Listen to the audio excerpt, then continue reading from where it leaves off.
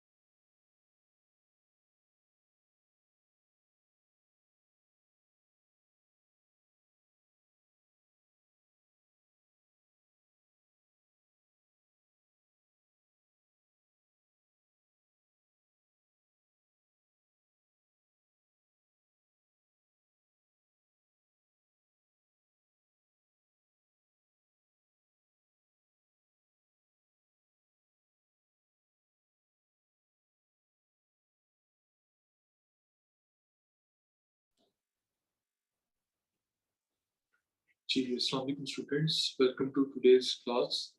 और last lecture में हमने सोक्रेटिक मेथड और इंडक्टिव एंड डिडक्टिव मेथड पढ़े थे, और आज की क्लास में हम पहले पढ़ेंगे हेगल्स डायलेक्टिकल मेथड, और उसके बाद हम पढ़ेंगे पॉपर्स फिलिपिलिस्टिक मेथड।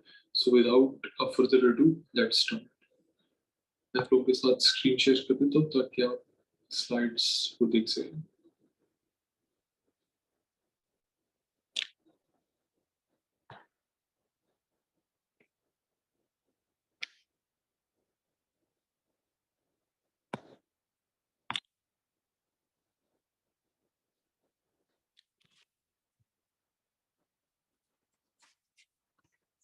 आज का पहला हमारा टॉपिक है डायलेक्टिकल मेथड, और ये बेसिकली जिस बंदे ने दिया था उसका नाम था हीगल, फ्रेडरिक हीगल। आपको ऑलरेडी शायद पता ही हो इसका।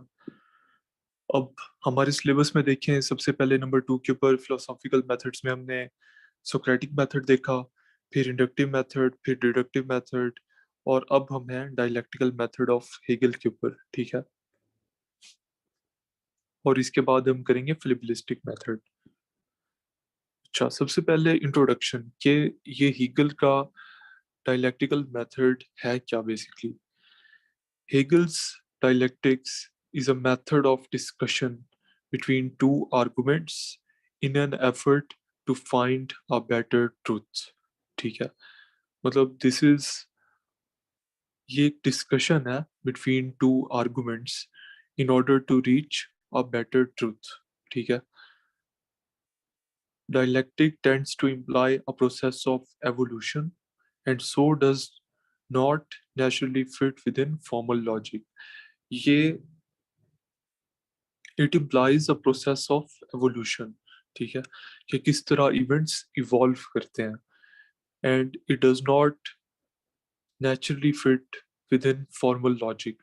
ऑल्दो हम इसे फिलोसॉफिकल मेथड्स में ही पढ़ रहे हैं, और तो लेकिन स्ट्रिक्टली स्पीकिंग ये लॉजिक के अंदर लाई नहीं करता। ठीक है, सो ये इसका एक ब्रीफ इंट्रोडक्शन हो गया। अब हम इसे अंडरस्टैंड करते हैं कि क्या है ये डायलेक्ट्रिकल मेथड हीगल का क्या है। ठीक है, अभी हमें सिर्फ ये पता लगा कि it is a method of discussion between two arguments in an effort to find a better truth. ठीक है, तो ये दो आर्गुमेंट्स के दरमियान एक डिस्कशन है in order to find a better truth. अब हम इसको फर्दर एक्सप्लोर करेंगे। अच्छा, पहले इसका रिलेशनशिप क्या है सोक्रेटिक मेथड के साथ। लास्ट लेक्चर में हमने सोक्रेटिक मेथड देखा था। The Socratic method is a particular form of dialectic known as the method of रेफुटेशन, ठीक है। जो सोक्रेटिक मेथड है ये एक डायलेक्टिकल मेथड की एक टाइप आप उसे कह सकते हैं, ठीक है।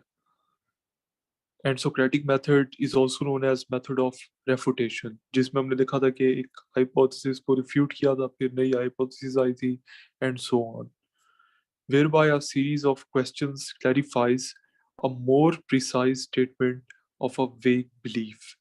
जैसे हमने देखा था सोक्रेटिक मेथड में a series of questions थे, ठीक है, जिस जिसकी वजह से वो क्लैरिफाई कर रहे थे वेग बिलीव्स को, ताकि एक बेटर हाइपोथेसिस या एक बेटर बात के ऊपर पहुंचे, ठीक है।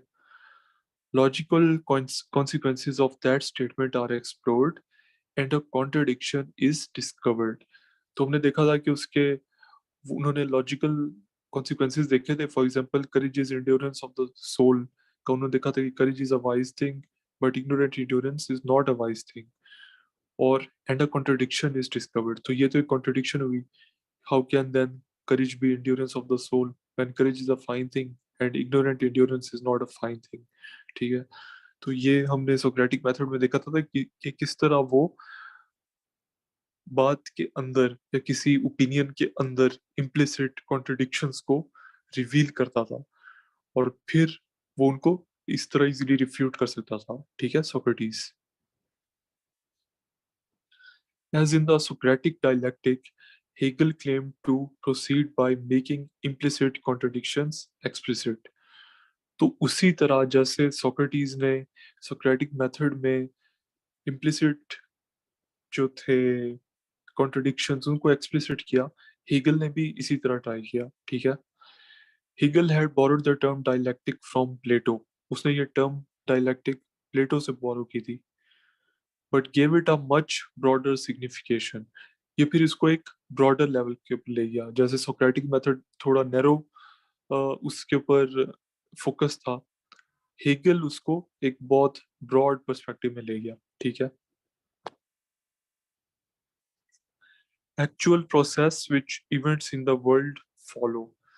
हेगल ने कहा था कि ये जो डायलेक्टिक है, this is the actual process which the events in the world follow. मतलब दुनिया में जो इवेंट्स होते हैं थ्रू आउट हिस्ट्री, वो डायलेक्टिक को ही यूज करते हुए अनफोल्ड होते हैं, ठीक है।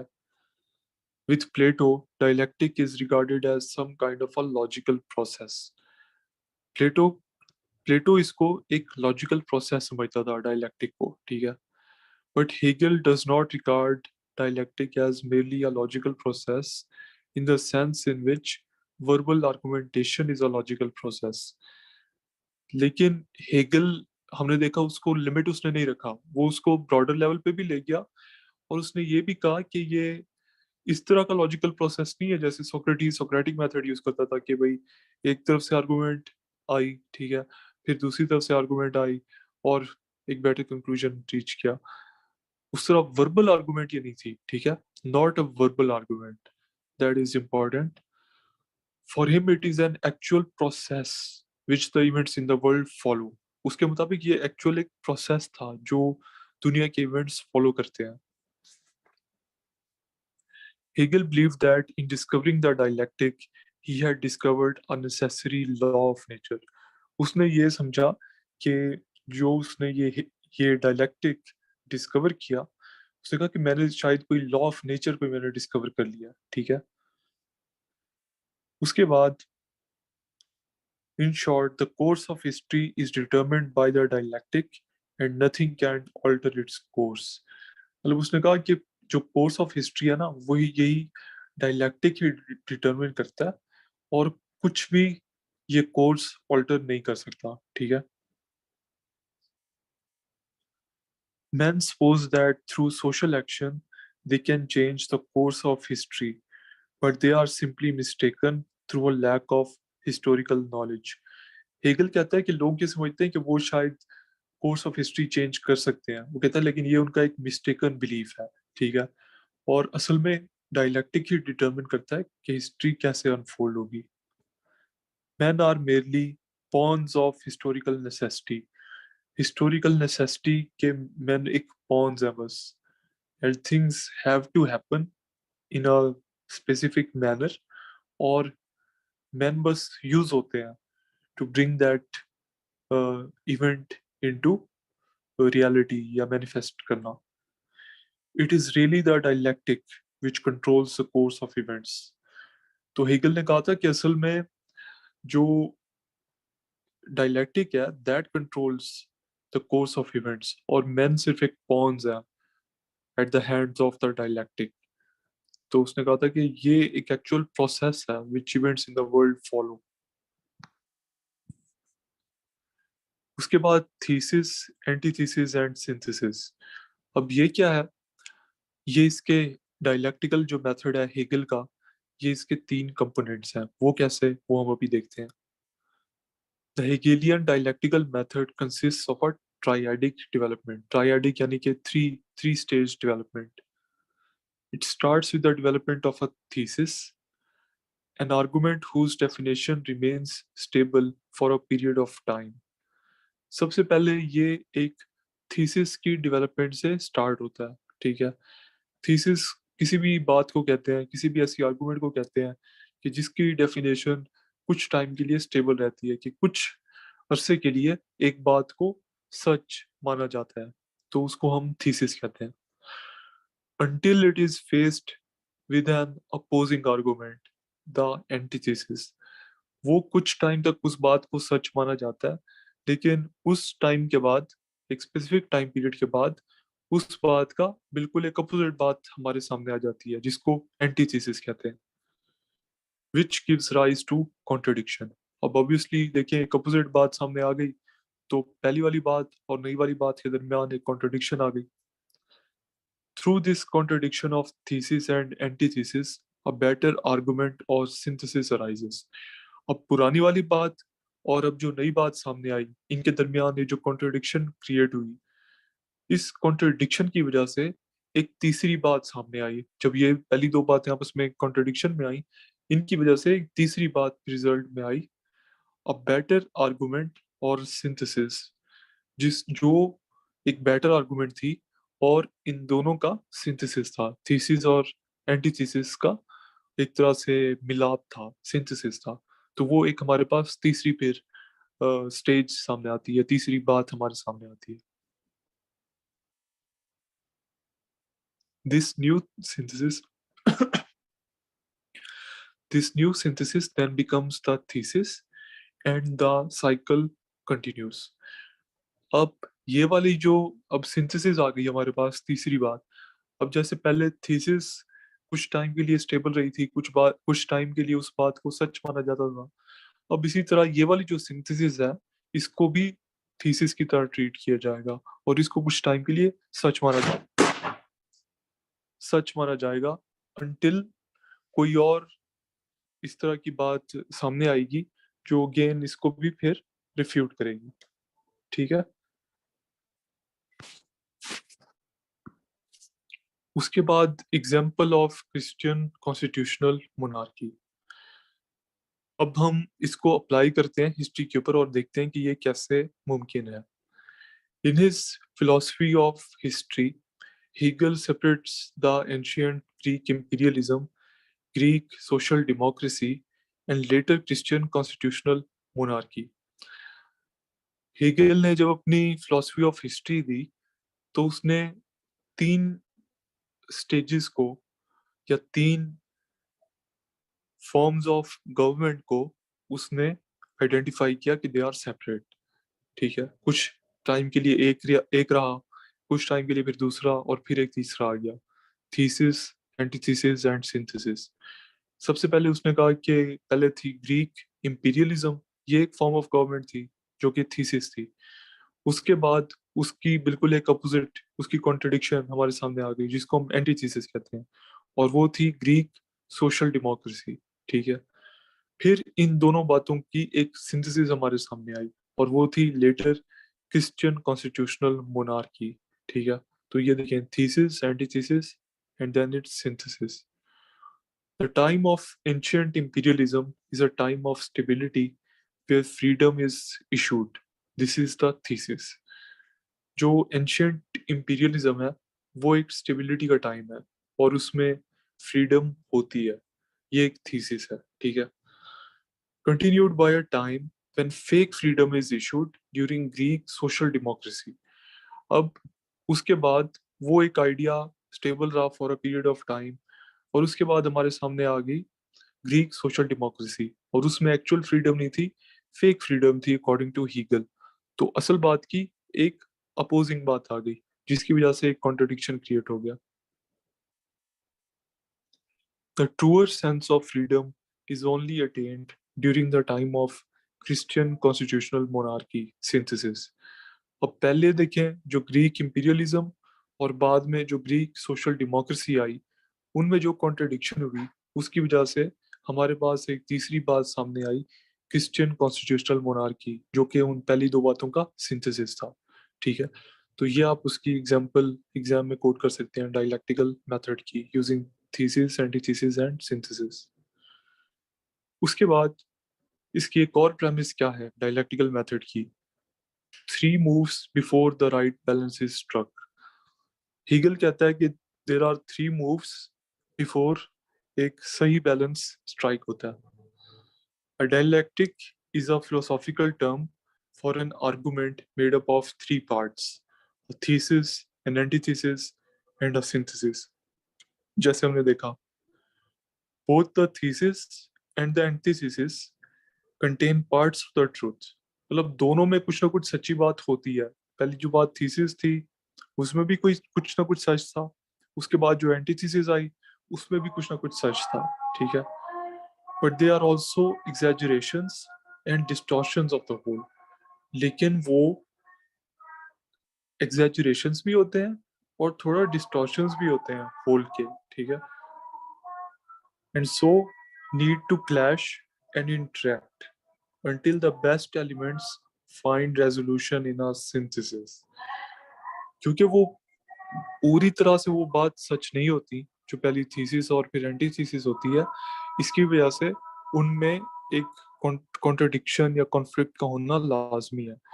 और वो जब कॉन्फ्लिक्ट होता है, उसकी वजह से उन दोनों की जो बेस्ट उनमें ट्रुथ था, उन दोनों के जो पॉजिटिव एस्पेक्ट थे, वो आपस में कंबाइन होते हैं और हमारे पास एक मोर रिफाइंड वर्जन आता है जिसको हम सिंथेसिस कहते हैं। ठीक है, one can not in short get there in one leap. मतलब हम लोग डायरेक्ट नहीं पहुंच सकते कि हम डायरेक्ट पहुंच जाएं तीसरे सिंथेसिस के ऊपर। फॉर एग्जांपल अगर पिछली एग्जांपल देखें तो डायरेक्टली हम कॉन्स्टिट्यूशनल क्रिश्चियन कॉन्स्टिट्यूशनल मोनार्की पे ऊपर पहुंच जाए, ऐसा नहीं हो सकता। हमें पहले इन स्टेप्स के थ्रू जाना पड़ेगा। पहले थीसिस के थ्रू जाएंगे, फिर एंटीथीसिस और फिर सिंथेसिस। क्योंकि जब तक उनके दरमियान कॉन्फ्लिक्ट नहीं आएगा तब तक सिंथेसिस अराइज नहीं करेगी। ठीक है, तो this was what Hegel thought. Hegel thought this pattern constantly observable in history. उसने कहा कि ये पूरी हिस्ट्री में अगर आप देखें तो आपको ये पैटर्न नजर आता है कि thesis, antithesis and synthesis. The world makes progress by lurching from one extreme to another. दुनिया इसी तरह ही प्रोग्रेस करती है, एक एक्सट्रीम से दूसरे एक्सट्रीम की तरफ जब वो जाते हैं। As it seeks to overcompensate for a previous mistake. पिछली मिस्टेक वो समझते हैं कि भाई हमने ये बहुत बड़ी गलती कर दी, तो उसकी वजह से वो पिछली बात के बिल्कुल अपोजिशन में बहुत आगे तक, बहुत एक्सट्रीम तक चले जाते हैं, उसको ओवर कंपनसेट कर देते हैं जितना जरूरत भी नहीं होता। ठीक है, and generally requires three moves before a right balance on any issue can be found।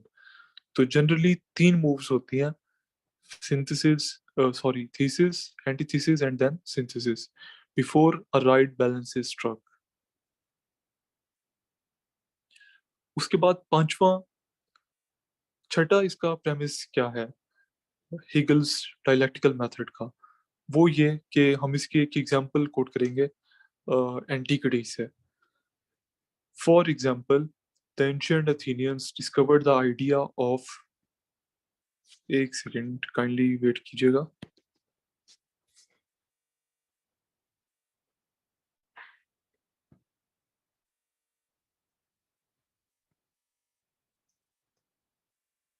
एक सेकेंड, मैं एक बस मैसेज को रिप्लाई कर रहा हूँ, काइंडली बेयर विथ मी।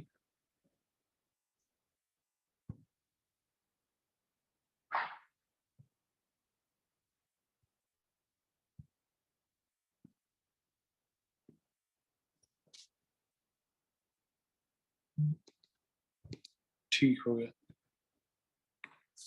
जी। तो हम एंटिक्विटी से इसकी एक एग्जांपल देखते हैं।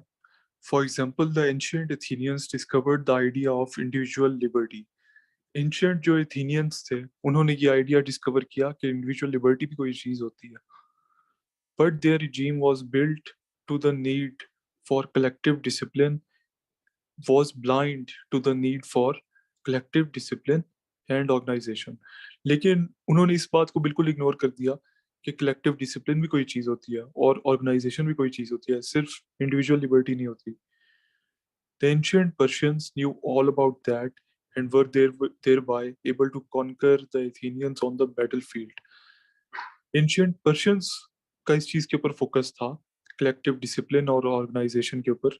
सो they were able to conquer the Athenians on the battlefield. Yet they were also despotic enemies of free thought, which with time became its own liability। लेकिन वो बिल्कुल ही दूसरे एक्सट्रीम के ऊपर थे। मतलब वो फ्री थॉट को अलाउ नहीं करते थे, इंडिविजुअल लिबर्टी को अलाउ नहीं करते थे। और जैसे कि हमने देखा कि एक एक्सट्रीम के ऊपर जाना that has its negative consequences as well. तो वो क्योंकि बहुत ज्यादा उनका फोकस था कलेक्टिव डिसिप्लिन और ऑर्गेनाइजेशन के ऊपर, तो they were despotic enemies of free thought, which with time became its own liability. और वो भी एक तरह से एक लाइबिलिटी बन गया उनके लिए। It took many centuries for the correct synthesis between liberty and discipline to be worked out in the form of Roman Empire। मतलब कुछ सेंचुरीज के बाद जाके इनके दरमियान करेक्ट सिंथेसिस रीच हुई इंडिविजुअल लिबर्टी और कलेक्टिव डिसिप्लिन के दरमियान। और ये हमें नजर आई in the form of Roman Empire. तो देखिए अगेन कैसे पहले थीसिस थी, फिर एंटीथीसिस एंड देन सिंथेसिस। तो ये आप एग्जांपल अपने एग्जाम में कोट कर सकते हैं। उसके बाद example of enlightenment and romanticism. इसकी हम अब एग्जाम्पल देखते हैं कि इसमें कैसे डायलेक्टिकल मेथड यूज हो रहा है। As another example, the European enlightenment had stressed the importance of reason but had in many parts been sterile and reductive। European जो इनलाइटनमेंट हुई, जो specially 18th century and 17th century में हुई, उसमें उन्होंने रीजन या साइंटिफिक मेथड की importance के ऊपर स्ट्रेस किया, but had in many parts been sterile and reductive. मतलब वो काफी फिर ड्राई हो गया। हर चीज को अगर आप साइंटिफिक मेथड के थ्रू देखें तो then it becomes quite dry and reductive. मतलब रिडक्टिव, आप टू सिंपलिस्टिक, हर चीज को आप एक ही लेंस से देख रहे हैं, साइंटिफिक मेथड के लेंस से ही देख रहे हैं। तो वो इस एक्सट्रीम के ऊपर चले गए। The movement known as Romanticism had then swept in to assert the importance of emotion। फिर एक मूवमेंट आई रोमांटिसिज्म, जिसने दोबारा इमोशन की इंपॉर्टेंस को स्ट्रेस किया। कि पहले तो बिल्कुल ही डिवॉइड ऑफ इमोशन हो गए जो एनलाइटनमेंट में, कि scientific method is everything, rationality is everything. तो ये एक एक्सट्रीम पे चले गया, ये एक थीसिस थी। फिर उसकी फॉर अ टाइम पीरियड ये स्टेबल रहा, ठीक है। और ये स्टेबल रही ये बात, और इसको सच माना गया अनटिल इस बात की एक कॉन्ट्रडिक्शन या एंटीथेसिस हमारे सामने आई। और वो कॉन्ट्रडिक्शन या एंटीथेसिस, वो एंटीथेसिस बल्कि क्या थी जिसने फिर कॉन्ट्रडिक्शन को जन्म दिया, वो एंटीथेसिस थी रोमांटिसिज्म। ठीक है, कि रोमांटिसिज्म ये कहती थी कि भाई emotions they are more important than reason, और it is just merely dry and sterile to focus on scientific method alone। ठीक है, but this had carried excesses of its own। अब ये भी बिल्कुल ही इमोशंस को इन्होंने फ्री प्ले दे दिया, लेट इमोशंस रन वाइल्ड। तो ये दूसरी एक्सट्रीम के ऊपर चले गया। अब देखें, पहली थीसिस और दूसरी एंटीथीसिस के दरमियान एक कॉन्ट्रडिक्शन आ गई, दोनों बिल्कुल अपोजिट बात कर रहे हैं। पहला कह रहा है कि साइंटिफिक मेथड इज एवरीथिंग, दूसरा कह रहा है इमोशंस आर एवरीथिंग। अब इनके दरमियान जब कॉन्ट्रडिक्शन आई, उसकी वजह से हमारे सामने फिर एक सिंथेसिस आई, इन दोनों बातों की सिंथेसिस हमारे सामने आई। Only eventually had a correct reconciliation being worked out between the legitimate competing ends of reason and emotion. Eventually जाके इन दोनों के दरमियान एक synthesis reach हुई between emotions and reason या scientific method, ठीक है, जो कि synthesis कहलाता है. अच्छा, हमने इसके important elements देख लिए हेगल्स dialectical method के. अब क्या हेगल का dialectical method और मार्क्स का dialectical method क्या ये बिल्कुल सेम है? नहीं, ये डिफरेंट है. कैसे, वो हम अभी देखते हैं. Firstly, marks held that history is a process of development through conflict. Marks ने कहा था कि हिस्ट्री है process of development through conflict, ठीक है, not a conflict of ideas. जैसा कि हिगल ने कहा कि ये it is a conflict of ideas, but real conflict between economic classes. ये पहला डिफरेंस है कि हीगल ने देखें जैसे कहा कि पहले ग्रीक इंपीरियलिज्म थी, ठीक है, फिर ग्रीक सोशल डेमोक्रेसी आई. ये एक आइडिया है ना, कि ग्रीक इंपीरियलिज्म एक आइडिया है, ग्रीक सोशल डेमोक्रेसी एक आइडिया है, और फिर रोमन एम्पायर का जो एक सिस्टम ऑफ गवर्नमेंट था, ठीक है, वो एक वो एक आइडिया था. और एक सेकेंड, क्रिश्चियन कॉन्स्टिट्यूशनल मोनार्की जो था, उसकी जो तीसरी स्टेज थी सिंथेसिस, वो भी एक आइडिया था, ठीक है.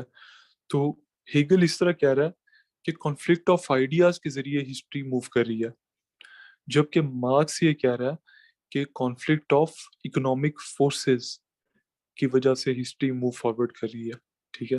तो ये इनका पहला फर्क है.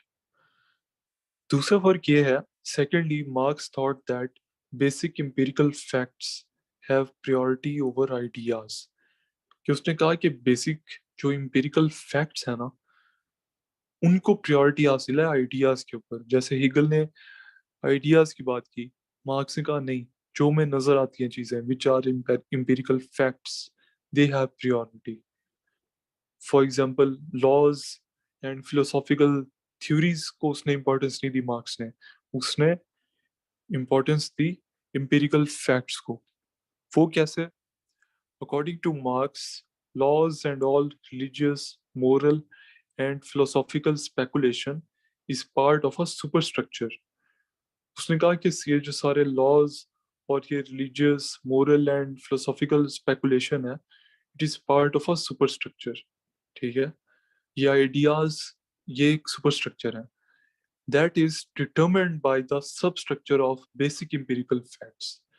जो डिटरमिन करते हैं इन आइडियाज को, जो हेगल ने जिनके ऊपर इंपॉर्टेंस स्ट्रेस की, वो करते हैं जो बेसिक एम्पिरिकल फैक्ट्स हैं. They actually determine these, like means of production and relations of production, ठीक है.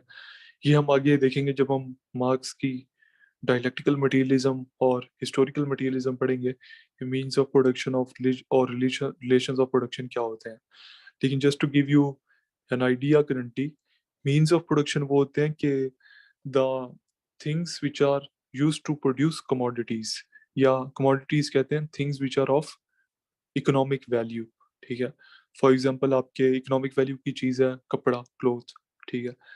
और इसको यूज करने के लिए क्या क्या यूज होता है, प्रोड्यूस करने के लिए क्या यूज होता है? फैक्ट्रीज. फैक्ट्रीज के अंदर मशीनरी, जो आपकी रोड्स हैं to transport cotton from farmlands to the factories. और ये सारे जो जो चीजें यूज होती हैं to produce commodities, they are called means of production, ठीक है. और जो रिलेशंस ऑफ प्रोडक्शन है, वो किसी भी दौर के अंदर जो दो क्लासेस होती हैं, जो पावरफुल और हैव्स होते हैं उनके दरमियान, और जो नॉन पावरफुल या हैव नॉट्स होते हैं उनके दरमियान जो रिलेशनशिप होता है, उसको हम रिलेशंस ऑफ प्रोडक्शन कहते हैं. जैसे कि करंटली कैपिटलिस्ट सिस्टम में आपके वर्कर्स जो इन मशीन्स को ऑपरेट करते हैं उनके दरमियान, और कैपिटलिस्ट जो ये फैक्ट्रीज को ओन करते हैं, इनके दरमियान जो रिलेशन है, इनको हम रिलेशंस ऑफ प्रोडक्शन कहते हैं, ठीक है. तो मार्क्स ने कहा ये चीजें, they are of primary importance rather than ideas which Hegel stressed. तो ये डिफरेंसेस हैं मार्क्स और हेगल के डायलैक्टिकल मेथड के. उसके बाद हम इसकी क्रिटिकल एनालिसिस देखते हैं कि what were the positive impacts और positive aspects of Hegel's dialectical method and what were its negative effects, negative aspects, and then we will give our opinion in the conclusion. इसके positive points क्या थे? Has its practical application in Marx's historical materialism. Marks की जो historical materialism है उसमें इसकी हमें practical application नजर आती है, क्योंकि मार्क्स ने बेसिकली हेगल के ही डायलैक्टिक से इंस्पायर होके अपनी उसने थ्योरी दी थी डायलैक्टिकल मटेरियलिज्म की, और उसने उस डायलैक्टिकल मटेरियलिज्म को अप्लाई किया था हिस्ट्री के ऊपर। तो इस तरह से ये एक तरह से प्रैक्टिकली यूज हुआ था हेगल का dialectical method, so that is it's positive aspect. Marxist dialectic is a form of Hegelian dialectic which applies to the study of historical materialism. It purports to be a reflection of the real world created by man. ये एक मतलब reflection है of the real world created by man. Dialectic would thus be a robust method under which one could examine personal, social and economic behaviors. तो ये इसके जरिए हम determine कर सकते हैं कि what will be the personal, social and economic behaviours, क्योंकि उसको प्रैक्टिकली मार्क्स ने अप्लाई किया था। दूसरा इसका पॉजिटिव पॉइंट ये है कि recent attempts to formalize dialectics. Recently there have been some attempts to formalize dialectics, और वो attempts क्या हैं? Most recently some logicians have attempted to formalize dialectics, albeit with argumentation and decision theory. Recently कुछ logicians ने dialectical method को formalize करने की कोशिश की है कि जो argumentation है और decision theory है उसके अंदर इसको incorporate करें। तो ये इसका एक पॉजिटिव इफेक्ट है।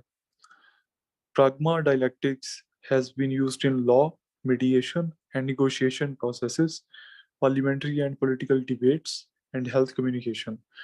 तो pragma dialectics एक फॉर्म ऑफ डायलैक्टिक है जो कि यूज होता है in debates, in law, in parliamentary debates, political debates, negotiation, health communication, इन सब चीज़ों में वो यूज होता है। सो ये भी इसकी एक अटेम्प्ट टू फॉर्मलाइज जो डायलैक्टिक्स है जिसके में ये मैनिफेस्टेशंस नजर आ रही हैं, तो ये भी इसका एक पॉजिटिव एस्पेक्ट है। उसके बाद हम इसके नेगेटिव पॉइंट्स देखते हैं कि इसके नेगेटिव पॉइंट्स क्या हैं।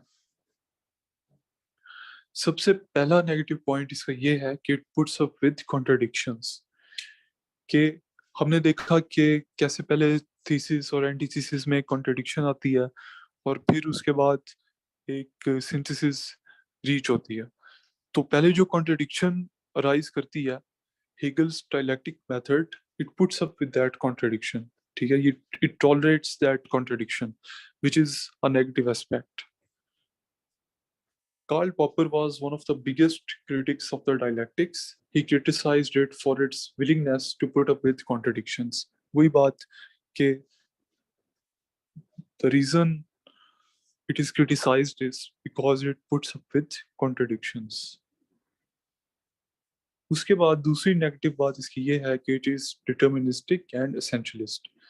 ये डिटर्मिनिस्टिक है और एसेंशियलिस्ट है, मतलब ये कहता है कि हिस्ट्री ने इसी तरह ही इवेंट्स ने अनफोल्ड होना ही होना है, there is no other way. तो ये एसेंशियलिस्ट है। Moreover Popper was also very critical of the deterministic and essentialist historicism supported by dialectics. तो पॉपर इस चीज के भी अगेंस्ट था। As the predictions of historical destiny failed to match the contextual reality. जब historical destiny की predictions they failed to match the contextual reality, Popper noted negative effects in attempting to expedite or remodeling of the reality of human behavior to fit the theory. जब events इस तरह unfold नहीं हुए जिस तरह dialectic ने predict किया था, तो जो इनके प्रोपोनेंट्स थे, जो मार्क्स के प्रोपोनेंट्स थे, मार्क्स की थ्योरी के प्रोपोनेंट्स थे, उन्होंने जबरदस्ती फिर इवेंट्स को इस तरह करने की कोशिश की कि ये हीगल का डायलैक्टिकल मेथड ये सच साबित हो, which led to many atrocities like Stalin and Mao, etc. Therefore, Popper thought Hegel's thought was to some extent responsible for facilitating the rise of fascism in Europe by encouraging and justifying irrationalism. इसने क्योंकि Hegel के dialectic method ने इरेशनलिज्म को justify किया कि it is okay to be irrational, तो इस चीज ने सपोर्ट की ऐसे नोशंस को like the notions of fascism जिन्होंने हिटलर के राइज का जो सबब बने फिर। तो ये इसका एक नेगेटिव एस्पेक्ट है। एक और इसका नेगेटिव एस्पेक्ट ये है कि इट इनकरेजेस टोटलिटेरियनिज्म, कि ये टोटलिटेरियनिज्म को भी इनकरेज करता है। Moreover, it encouraged totalitarian modes of thought. It undermined and eventually lowered the traditional standards of intellectual responsibility and honesty. इसने undermine किया और eventually इसने lower किया traditional standards of intellectual responsibility and honesty. Therefore, it can be used in a negative way by politicians to achieve their own ends. ठीक है, जब intellectual honesty, integrity ये नहीं रही तो पॉलिटिशियंस इसको अपने एंड्स के लिए भी यूज कर सकते हैं। तो ये भी इसका एक नेगेटिव पॉइंट है। It is also thought to be not science और लॉजिक। तो जैसे हमने पहले इंट्रोडक्शन में देखा कि it does not strictly follow within the realm of logic और साइंस। तो ये भी इसका एक नेगेटिव एस्पेक्ट है। उसके बाद हम इसका कंक्लूजन दे देंगे कि इन आवर ओपिनियन या इन माय ओपिनियन आप लिख देंगे कि it's demerits of Hegel's dialectical method outweigh the merits। ठीक है, और इसमें दो तीन बातें और भी आप इसमें एक तरह से अपने सारे आंसर की समरी आप लिख दें या इंट्रोडक्शन को रिफ्रेज करके लिख दें, तो कंक्लूजन में आप इस तरह की भी दो तीन बातें और लिख देंगे तो ये आपका कंक्लूजन भी हो जाएगा। ठीक है, तो अब इसके ऊपर अगर आपके कोई क्वेश्चंस हैं, आपको कोई चीज समझ नहीं आई तो काइंडली जरूर पूछें।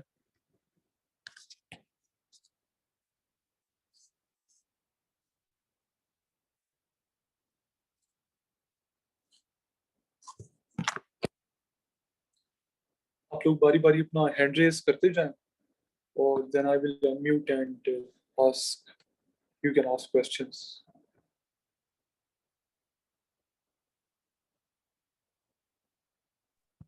अस्सलाम वालेकुम सर। Am I वालेकुम audible? सलाम। Yes, you are। सर मेरा क्वेश्चन ये था कि जो है फिलोसोफर का इंट्रोडक्शन लेना बड़ा लाजमी है जब हम सवाल अटेम्प्ट कर रहे हैं, हेगल का हो या सोक्रेट्स का अगर आ जाता है तो उसका हम इंट्रोडक्शन ब्रीफ दे सकते हैं। बिल्कुल, ये आप देंगे तो आपको बहुत एक अच्छा इंप्रेशन जाएगा और आपके आंसर का एक अच्छा स्ट्रक्चर नजर आएगा, तो आई वुड रिकमेंड इट। अच्छा, और दूसरा क्वेश्चन ये था कि सर एमसीक्यूज मतलब कहाँ से प्रिपेयर करने हैं फिलोसफी के? फिलोसफी के एमसीक्यूज मैंने प्रिपेयर किए थे पास्ट पेपर्स से। ठीक है, जो 2016 से पहले वाले पास्ट पेपर्स है ना, उनमें जो पहले तो आपको पता है पेपर 1 और पेपर 2 हुआ करता था, 200 मार्क्स का था फिलोसफी। जी सर। तो जो पेपर 2 था उसके जो एमसीक्यूज हैं वही हमारे सिलेबस का पार्ट है, तो उनको आप अगर तैयार कर लें तो आपके एमसीक्यूज बहुत अच्छे तैयार हो जाएंगे। ये हम कहाँ से मतलब इसको जो है पढ़ सकते हैं या कलेक्ट कर सकते हैं? आप सिंपली गूगल भी कर देना कि फिलोसफी पास्ट पेपर्स, बल्कि मैं आपके साथ शेयर कर दूंगा। ठीक है, जो वो पास्ट पेपर्स जहाँ से मैंने तैयारी की थी मैं आपके साथ ग्रुप में शेयर कर दूंगा। Thank you sir. No problem.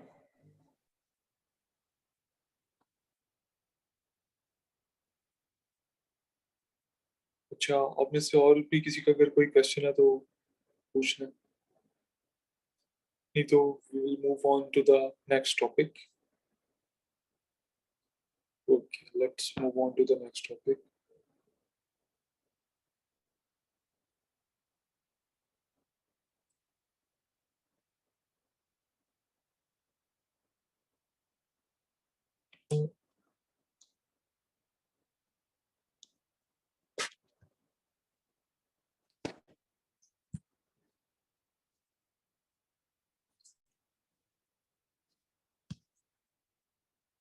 अच्छा, अब हम फिलोसॉफिकल मेथड्स में नेक्स्ट फिलोसॉफिकल मेथड के ऊपर आए, वो है फिलिपिलिस्टिक मेथड। अब इसके ऊपर हमारा जनरली ट्रेंड यही है कि हम पहले उसके पास्ट पेपर्स देखते हैं कि पास्ट में कौन से क्वेश्चंस आए हुए, फिर हम उसको सिलेबस को देखते हैं कि क्या उसका सिलेबस है, और फिर हम बाकी लेक्चर करते हैं। तो इसके पहले जो हम पास्ट क्वेश्चंस देखेंगे उसमें ये आया हुआ है कि डिस्कस की पॉइंट्स ऑफ पॉपर्स फिलिपिलिज्म।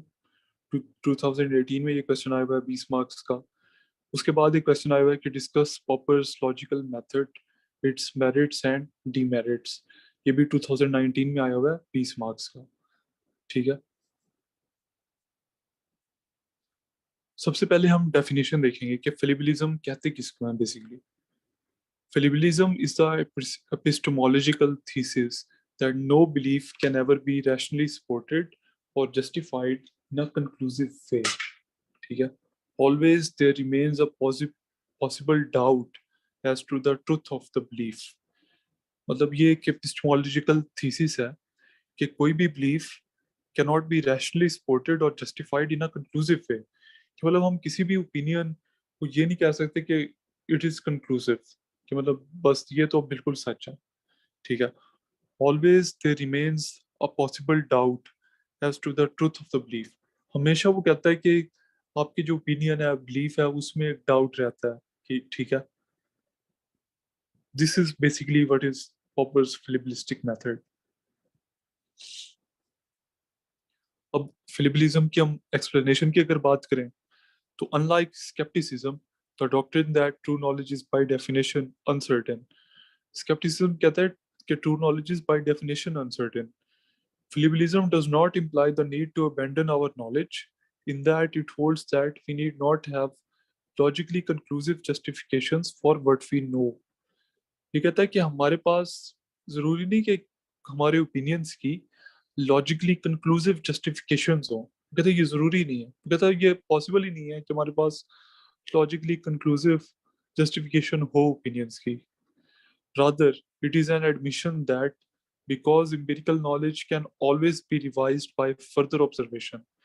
ये कहता है कि क्योंकि empirical knowledge आपकी रिवाइज हो जाती है, रिवाइज हो सकती है फर्दर ऑब्जर्वेशन के साथ। जैसे आपको कोई आप फर्दर आप लाइफ में एक्सपीरियंस करें, ऑब्जर्व करें, तो आपको रियलाइज हो कि भाई मेरे पुराने वाले जो ओपिनियंस थे दे वर to some degree wrong.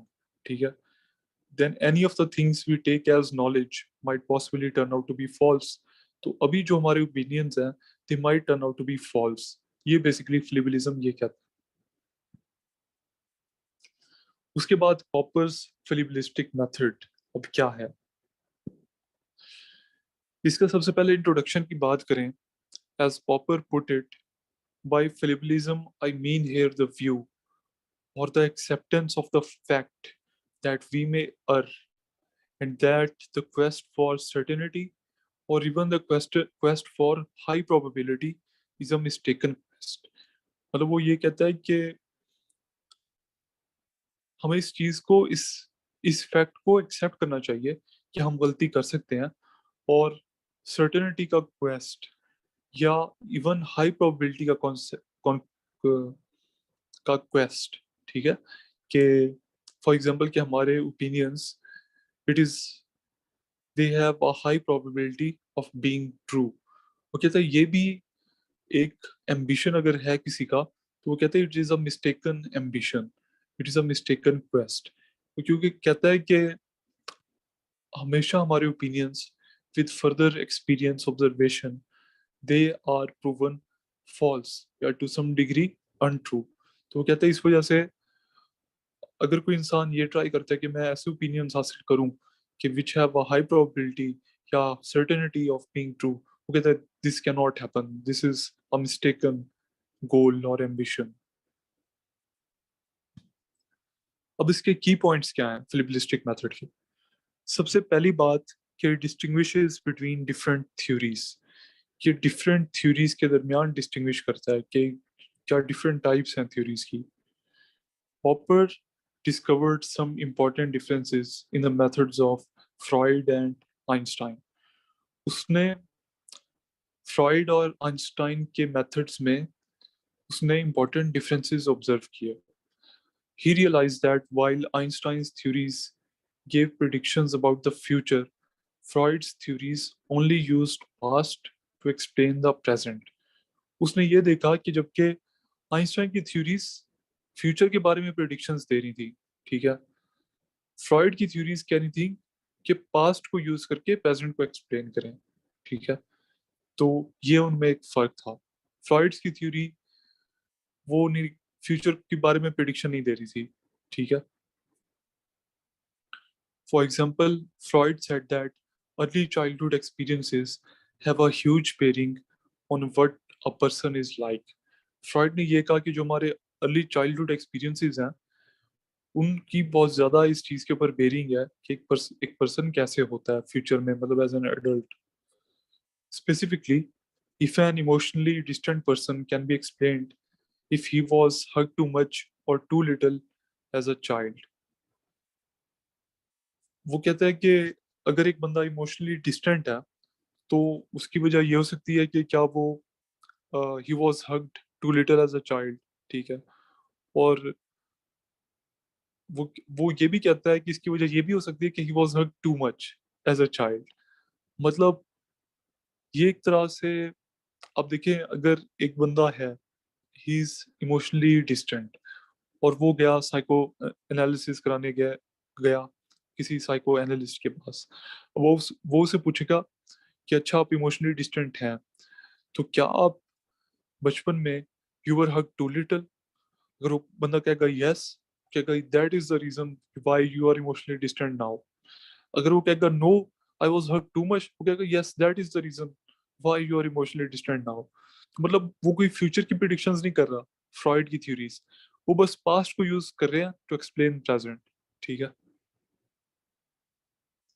In contrast, Einstein waited for a solar eclipse that could disprove his entire general theory of relativity. इसके कॉन्ट्रास्ट में आइंस्टाइन ने एक सोलर एक्लिप्स के लिए वेट किया जो उसकी entire general theory of relativity को डिस्प्रूव कर सकती थी, ठीक है। Popper asserted that Freud's theories are not real science but pseudoscience and could be used to prove anything.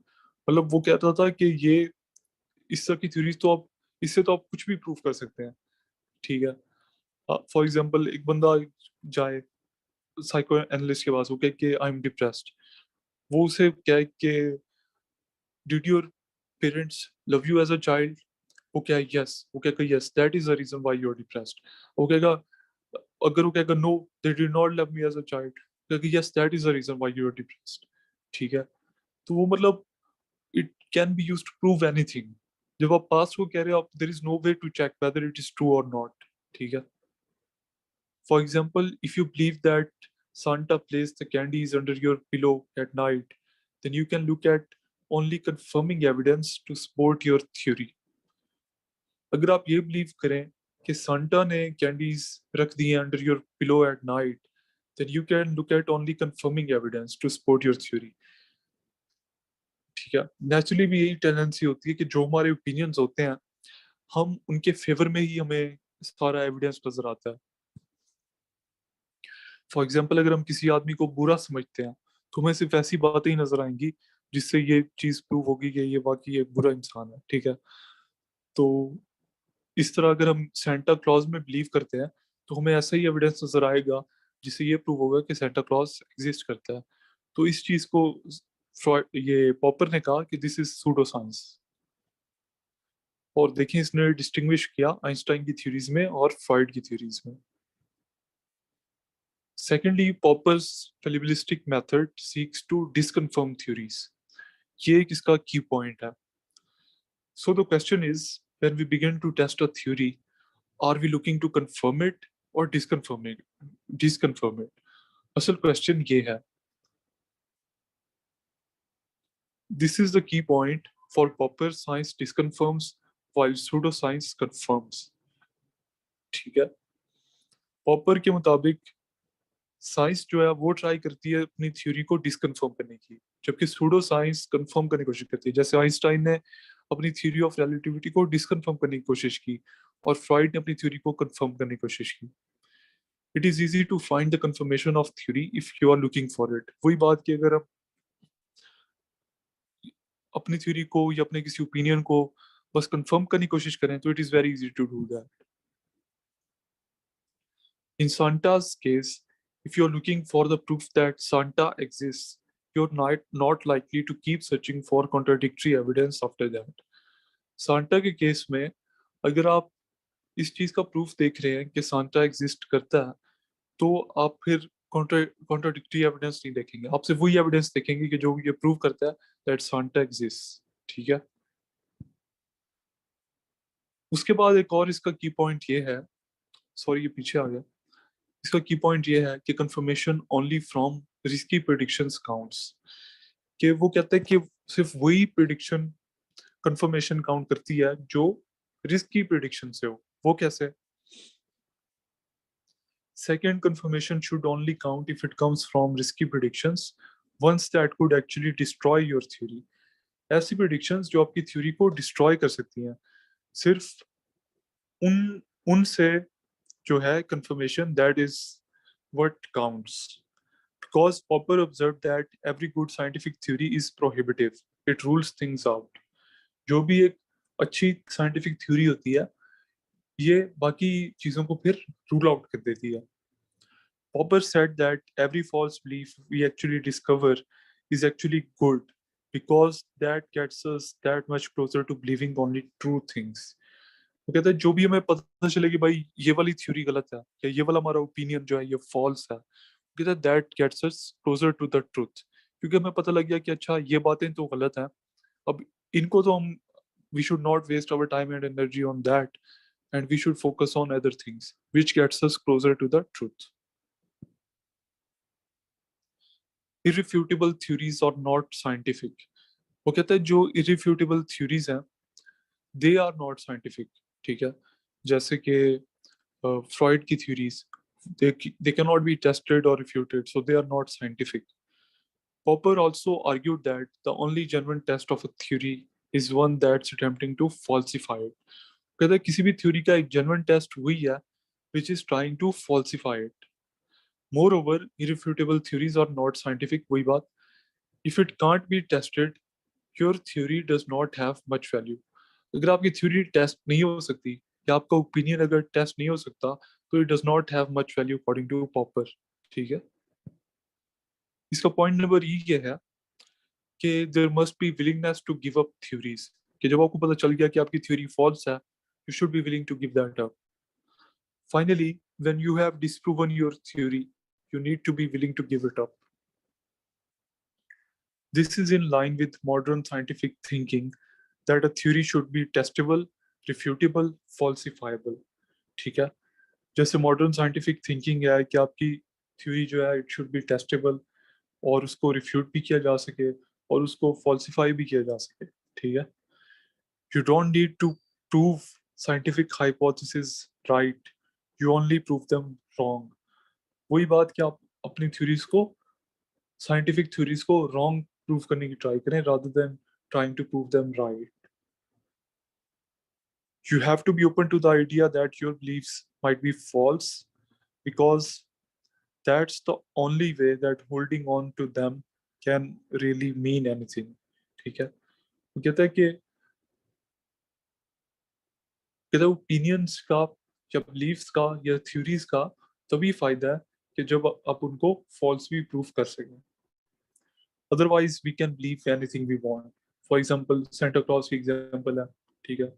कुछ लोग ऐसे भी हैं, स्पेशली चिल्ड्रन होते हैं, वो they actually believe that Santa Claus exist और वो रात को उनके पिलो के नीचे कैंडीज प्लेस कर गया. तो ये थे इसके जनरल जो की पॉइंट्स हैं.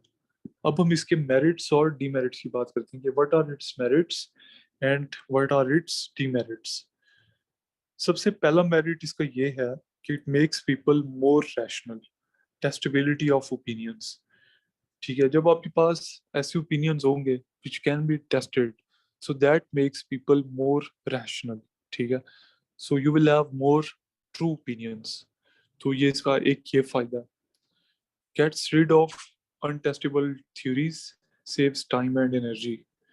अब जो आपके, जैसे हमने पहले बात की, जब आपकी कोई थ्योरी रॉन्ग प्रूव हो गई, साइंटिफिक थ्योरी, फॉर एग्जांपल एक साइंटिस्ट एक्स ने थ्योरी दी कि this is a scientific theory, और पहले लोग उसके ऊपर बहुत डिबेट भी कर रहे थे, एकेडमिक सर्कल्स में उसके ऊपर बात चल रही थी, लेकिन जैसे ही वो डिस्प्रूव हो गई तब लोगों ने मूव ऑन कर दिया कि भाई ठीक है, अब इसके ऊपर तो टाइम एंड एनर्जी वेस्ट करना फजूल है, let's move on to the other theories. ठीक है, तो जो अनटेस्टेबल थ्योरीज हैं उस तरह we can get rid of them कि ये तो टेस्ट ही नहीं हो सकती, so why should we waste our time on that. ठीक है, तीसरी बात, it prevents horrors of Marxism like Stalin and Mao. अब देखिए, मार्क्स की भी जो थ्योरी थी, इट वाज अनटेस्टेबल, अनरिफ्यूटेबल, सो अनफॉल्सिफाइबल। तो अगर उसी बेसिस के ऊपर ही उसे रिजेक्ट कर दिया जाता कि ये तो टेस्टेबल ही नहीं है, so we should not waste our time on it, तो जो हॉरर्स राइज हुए मार्क्सिज्म की वजह से वो अवॉइड हो जाते हैं। जैसे कि देखें, मार्क्सिस्ट थ्योरी से स्टालिन ने इमर्ज किया और उसने कितने बिलियंस ऑफ लोगों को मसाकर किया।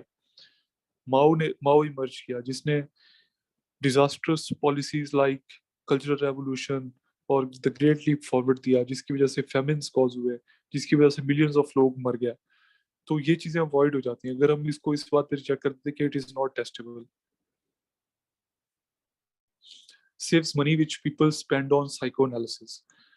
अब लोग जो पैसे साइको एनालिसिस के ऊपर खर्च करते हैं, ठीक है, अब उनको अगर ये रियलाइज हो जाए कि भाई ये तो साइको एनालिसिस की थ्योरी, ये तो टेस्टेबल ही नहीं है, ना ये रिफ्यूटेबल है ना ये फॉल्सिफाइबल है, तो they wouldn't go to psychoanalyst, और उनका जो टाइम एनर्जी और पैसा जाया होता है वो कितना बच जाए। तो ये भी एक फायदा है पॉपर के फिलिबलिस्टिक मेथड को यूज करने का। उसके बाद it contributes towards modern gold standard of scientific method. Modern जो gold standard of scientific method है उसमें आपका इंडक्शन भी है, डिडक्शन भी है, और फिर उसको आप फॉल्सिफाई भी करने की कोशिश करते हैं अपने ओपिनियन को। तो उसका भी एक इम्पॉर्टेंट कंपोनेंट है पॉपर का, फॉल्सिफ ये फिलिबलिस्टिक मेथड। ठीक है, सो ये भी इसका एक मेरिट है, उसका एक पॉजिटिव पॉइंट है। Contributed to the success of people like Feynman and Musk. आप अगर रिचर्ड फाइनमैन देखें, लास्ट सेंचुरी का बहुत बड़ा साइंटिस्ट था, आफ्टर आइंस्टाइन सबसे बड़ा साइंटिस्ट था अकॉर्डिंग टू एक्सपर्ट्स। तो आप अगर उसका साइंटिफिक मेथड देखें अपने लेक्चर्स में जो वो एक्सप्लेन करता है, वो यही कहता है कि आपकी जो थ्योरी है, ठीक है, कोई भी theory, it should be testable. कहता है if you can't test that theory then you can not reach meaningful conclusion that it is true. ठीक है, तो तो वो भी यही बात करता है, और देखें उसके मेथड ने उसके लिए कितना सक्सेस जनरेट की, also won a Nobel prize. उसके बाद इलॉन मस्क जो कि आजकल रिचेस्ट आदमी है वर्ल्ड का, उसका अगर आप साइंटिफिक मेथड देखें तो वो भी हमेशा यही कहता है कि when you have reached a opinion, ठीक है, उसके बाद ट्राई टू डिसकन्फर्म इट। आप अपने दोस्तों से बात करें जो स्पेशली उस ओपिनियन के अगेंस्ट हैं, और आप उनकी आर्गुमेंट सुने ताकि आप अपने ओपिनियन को गलत साबित करने की कोशिश करें, just like Popper's fallibilistic method recommends. So देखिए, ऐसे लोगों की सक्सेस में भी इसने पार्ट प्ले किया, so that is another positive point of Popper's fallibilistic method. उसके बाद हम बात करते हैं इसके डीमेरिट्स की, व्हाट आर इट्स डीमेरिट्स। सबसे पहला डीमेरिट तो इसका ये है कि it ignores other aspects of scientific method like induction and reduction. अब देखें, साइंटिफिक मेथड में सबसे पहले इंडक्शन होता है जिसकी बेसिस के ऊपर आप एक अपना ओपिनियन रीच करते हैं, ठीक है। उसके बाद डिडक्शन होता है कि आप अपने ओपिनियन से कॉन्सिक्वेंसेस डिड्यूस करते हैं, कि to test that opinion you deduce some consequences, और फिर आप उन कॉन्सिक्वेंसेस को टेस्ट करते हैं। तो जो टेस्टिंग पार्ट है वो है फिलिप्टिस्टिक मेथड के अंदर। जो पहले forming of opinions and reducing consequences from those opinions, वो इसमें नहीं है। ठीक है, तो ये इसका एक फ्लॉ कह सकते हैं या डिमेरिट कह सकते हैं। उसके बाद there is difficulty of testing theories, for example black holes. अब देखें, आइंस्टाइन की जनरल थ्योरी ऑफ रिलेटिविटी 1915 में आई, स्पेशल थ्योरी ऑफ रिलेटिविटी 1905 में आई, और उन थ्योरीज ने ये प्रिडिक्ट किया कि यूनिवर्स में ब्लैक होल्स एग्जिस्ट करते हैं, बट कोई तरीका नहीं था साइंटिस्ट के पास कि वो टेस्ट कर सकें कि वेदर और नॉट ब्लैक होल्स एग्जिस्ट। ये सिर्फ रिसेंटली ही टेस्ट होना उनका पॉसिबल हुआ है, मेरे ख्याल से 2016 17 और समथिंग। इसमें उन्होंने सफिशिएंट उन्होंने टेक्नोलॉजी और इक्विपमेंट रीच किया और उन्होंने टेस्ट किया और वाकई ब्लैक होल्स एग्जिस्ट करते थे। तो आप देखिए तकरीबन 100 साल लग गया एक थ्योरी को टेस्ट करने पे। तो पॉपर का फिलिप्लिस्टिक मेथड जैसे कहता है कि आपकी थ्योरी टेस्टेबल होनी चाहिए, तो इसका ये भी एक डिमेरिट है कि थ्योरीज को टेस्ट करना बहुत ज्यादा मुश्किल काम भी हो सकता है। तो आप ऐसी कई थ्योरीज जो कि सच हो सकती है, you would get rid of them just because you can't test them. ठीक है, तो ये इसका एक डिमेरिट है। उसके बाद neglects the positives of Marxism, for example worker unions. आप देखें मार्क्सिज्म, चलें ठीक है मार्क्सिस्ट थ्योरी टेस्टेबल नहीं है, लेकिन फिर भी उसने बहुत ज्यादा पॉजिटिव चीजें तो कंट्रीब्यूट की हैं। उसकी वजह से ही आज वर्कर यूनियंस हमारे सामने आई। और वर्कर यूनियंस की वजह से आप देखें कि वर्कर्स के जो लिविंग कंडीशंस हैं, वर्किंग कंडीशंस हैं, वो बहुत ज़्यादा इंप्रूव हो गया। उनकी वेजेस हैं, मिनिमम वेज है, ठीक है, उनकी लीव्स हैं, और उनको 9 to 5 जॉब्स हैं। और उसके अलावा भी उनका जनरली ख्याल रखा जाता है कि वो अब्यूज ना हो, बहुत ज़्यादा ओवरवर्क ना हो। ठीक है, तो ये चीज़ तो पॉजिटिव है, जो कि बेशक मार्क्सिज्म अनटेस्टेबल थ्योरी थी, वहां से राइज की। तो पॉपर के मेथड तो उसको बिल्कुल ही रिजेक्ट कर देता। तो ये भी इसका एक डिमेरिट है कि अनटेस्टेबल थ्योरीज के जो पॉजिटिव पॉइंट्स हैं वो ये इग्नोर कर देता है। उसके बाद हम अपना इसके ऊपर कंक्लूजन दे देंगे कि इट्स मेरिट्स, जैसे कि हमने देखा मेरिट्स इसके ज्यादा हैं, they outweigh the demerits, and it can be used in our daily lives to become more rational and generate progress. Daily life में हम देखें ओपिनियंस हमारे ज़्यादा रैशनल हो सकते हैं, टेस्टेबल हों। ठीक है, तो इस तरह भी हम प्रोग्रेस कर सकते हैं। ठीक है, अब इसके ऊपर अगर आपके कोई क्वेश्चंस हैं तो काइंडली पूछें।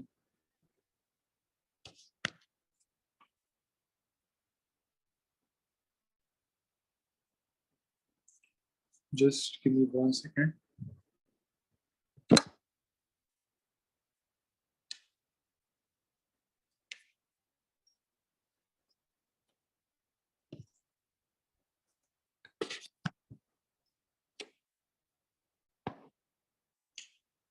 अगर आप लोगों के कोई क्वेश्चंस हैं तो आप हैंड रेस कर दें, कोई चीज़ अगर इसमें से समझ नहीं आई तो मैं आपको आंसर कर देता हूँ।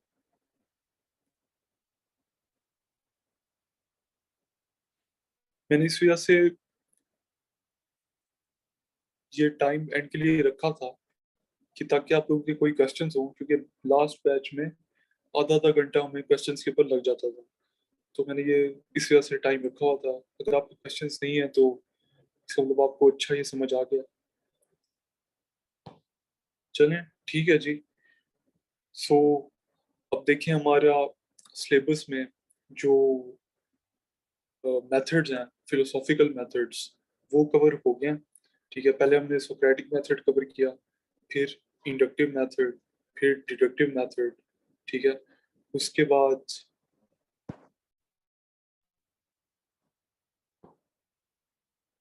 चलें, thank you, you like it. और उसके बाद हमने डिडक्टिव मेथड, उसके बाद हमने हेगल का डायलैक्टिकल मेथड, और डायलैक्टिकल मेथड के बाद हमने फिलिप्लिस्टिक मेथड। तो आपके काफ़ी ये जो क्वेश्चंस हैं, ये टॉपिक्स हैं, ये फिलोसॉफिकल मेथड्स में कवर हो गया। अब नेक्स्ट हमारा, मैं आपका भी जुनेद क्वेश्चन लेता हूँ, just give me a second.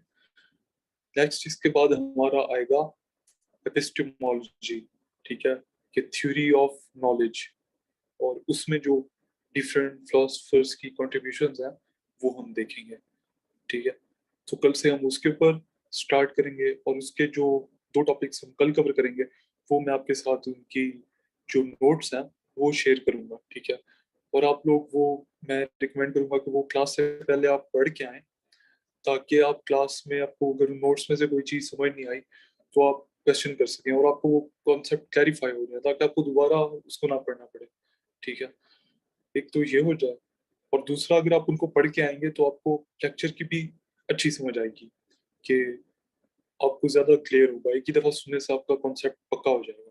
ठीक है, तो मैं आप रोज, मेरी यही प्रैक्टिस है कि मैं वो शेयर कर देता हूँ, और फिर आप लोग पढ़ के आइएगा, and it will work out इंशाल्लाह। तो देखिए फिलोसफी बहुत इजी सब्जेक्ट है, इंशाल्लाह you will all get very high marks.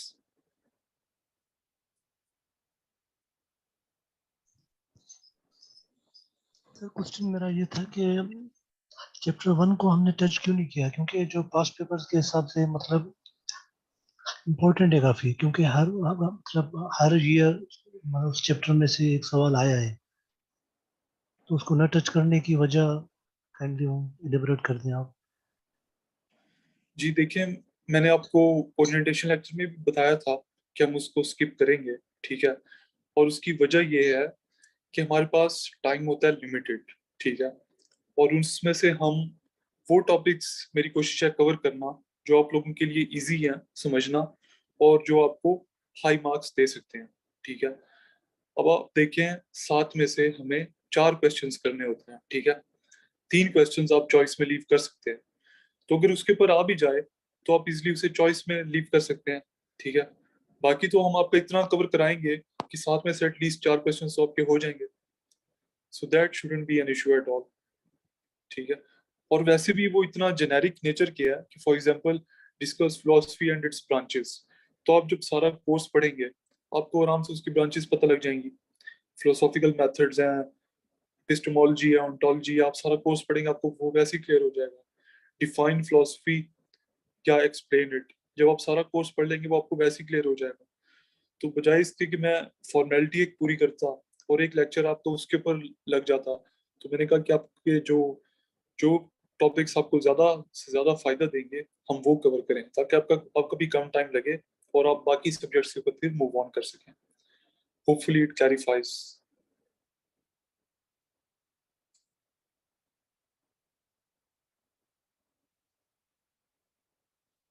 चलें जी, thank you so much for attending today's class. कल इंशाल्लाह शार्प 7:30 पे हम नेक्स्ट क्लास करेंगे। Thank you so much. अल्लाह हाफिज, टेक केयर।